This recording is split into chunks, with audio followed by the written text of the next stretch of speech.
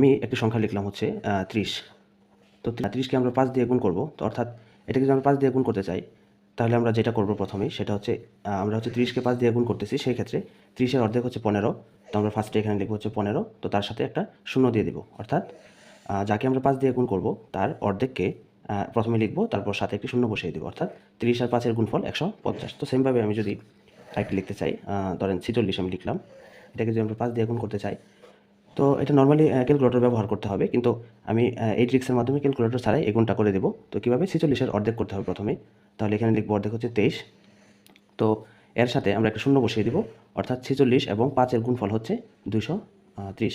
তো এখানে নর্মালি দেখা যাচ্ছে যে 30 এবং 46 উভয় হচ্ছে জোড় সংখ্যা। তো এটা যদি আমরা বিজোড় সংখ্যার ক্ষেত্রে করতে চাই, তাহলে কি ঘটবে? তো আমি যদি একটা বিজোড় সংখ্যা নেই, হচ্ছে আমি নিলাম 65। তো 65 এটাকে যদি আমরা 5 দিয়ে গুণ করতে চাই, তাহলে আমাদের প্রথমে যেটা করতে হবে, 65 এর অর্ধেক যেটা, সেটা আমাদের আগে নিতে হবে। তো 65 এর অর্ধেক হচ্ছে 32.5। এখন আমরা কি করব?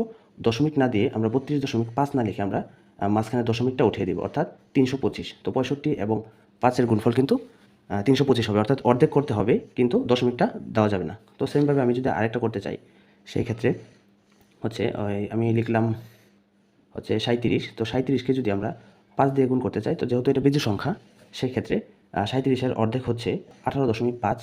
অর্থাৎ এখানে 18.5 না লিখে আমি ডিরেক্ট দশমিকটা উঠিয়ে দিয়ে 185 লিখে ফেললাম। তো এভাবেই আমরা হচ্ছে 5 দিয়ে যে কোনো সংখ্যাকে গুণ করতে পারবো খুব সহজে এবং খুবই অল্প সময়ের মধ্যে, যেখানে কোনো ক্যালকুলেটরের প্রয়োজন পড়বে না। তো এখন যদি আমি আপনাদেরকে একটি প্রশ্ন ছুড়ে দেই, সেই ক্ষেত্রে আপনাদের উত্তর করতে হবে হচ্ছে, আমি এখানে লিখলাম 27 এবং 5-এর গুণফল কত হবে? অবশ্যই কমেন্টে জানিয়ে দিন 5 সেকেন্ডের মধ্যে।